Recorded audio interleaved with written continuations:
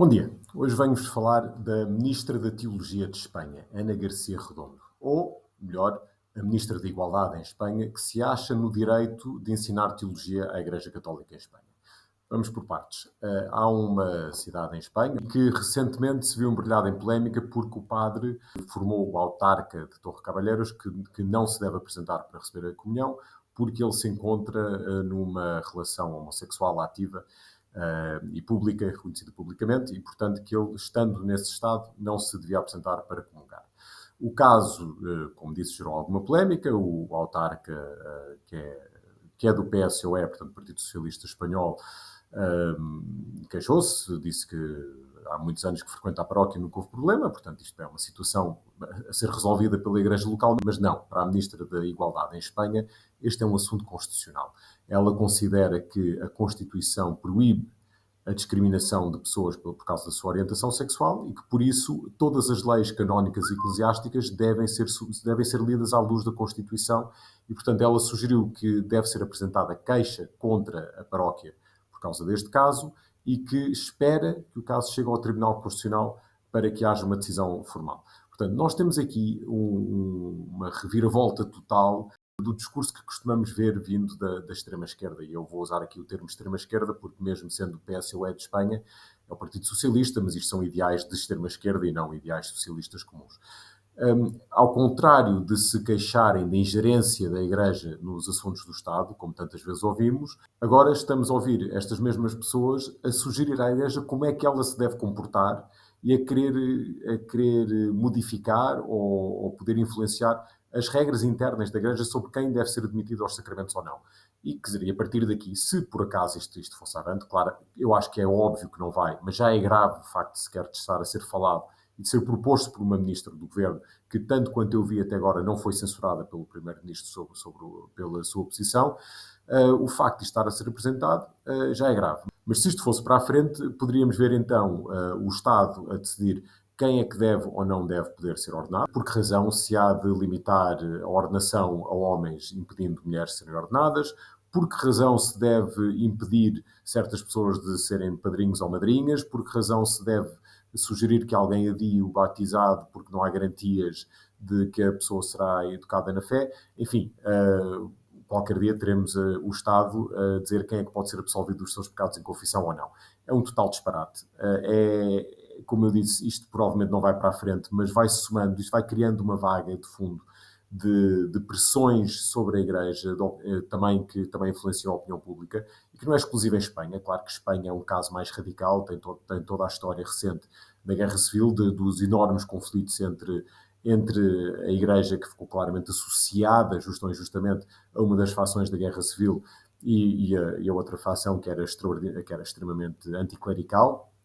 Mas há casos noutros países também. Temos casos na Austrália, em alguns estados dos Estados Unidos, em que já se ameaçou, de facto, já se criaram leis que violam o segredo da confissão, o sigilo da confissão, portanto, em que os padres podem vir a ser acusados se não denunciarem certos comportamentos que são revelados em ambiente de confissão, e a Igreja já condenou isso, mas as leis foram aprovadas. Se vão ou não ser postas em prática, vamos ver, e pode ser apenas uma questão de tempo. Temos vários casos de pessoas, até figuras públicas, que são processadas por manifestarem posições baseadas na sua fé que são consideradas discriminatórias. O caso mais conhecido na Europa é de uma ex-ministra e deputada finlandesa que criticou o envolvimento da sua igreja, a Igreja Luterana da Finlândia, numa marcha gay na Finlândia, e citou um versículo da Bíblia a esse respeito, condenando a homossexualidade, e já foi julgada em 3 instâncias, sempre absolvida, mas o Ministério Público finlandês voltou a insistir em levá-la a tribunal por discurso de ódio. Curiosamente, ficamos a saber que os ministros não podem citar versículos bíblicos num sentido, mas podem citar noutro, porque aqui a Ana Redondo Garcia, nossa ministra da Teologia em Espanha, decidiu partilhar um tweet em que informou a paróquia de Torre Cavalheiros que eles não conhecem o Novo Testamento e citou Gálatas 3:28, naquela famosa citação de agora não há grego, não há escravo nem livre, não há macho nem fêmea, todos são, agora estou a citar de cor, todos são um em Cristo, dizendo, afinal, como estão a ver, a mensagem do Novo Testamento é essa fraternidade universal contra todas as formas de discriminação. Portanto, já se dá ao luxo de ensinar a teologia também à Igreja. A Igreja certamente deve estar muito grata por esse serviço prestado pelo Ministério da Igualdade. Como disse, Espanha é um caso especial, não temos visto nada disto em Portugal por enquanto. Não sei se será uma questão de tempo ou não, mas vamos ver. Certamente há figuras públicas em Portugal que certamente concordam com estas posições, portanto, não estamos livres disto poder acontecer. Legalmente não me parece sequer possível que alguma destas ameaças de ingerência do Estado na vida da Igreja se concretize, mas isto deve-nos deixar atentos, deve-nos recordar que a liberdade religiosa não é um dado adquirido, é um direito, mas o seu respeito não é um dado adquirido, as coisas podem mudar. Devemos sempre lembrar que a liberdade religiosa e a liberdade, a separação entre Igreja e Estado é, sobretudo, uma defesa da Igreja. Portanto, é algo que é importante para evitar a ingerência do Estado na vida da Igreja e não ao contrário. Graças a Deus não estamos nesses tempos ainda, mas é preciso ter atenção aos sinais.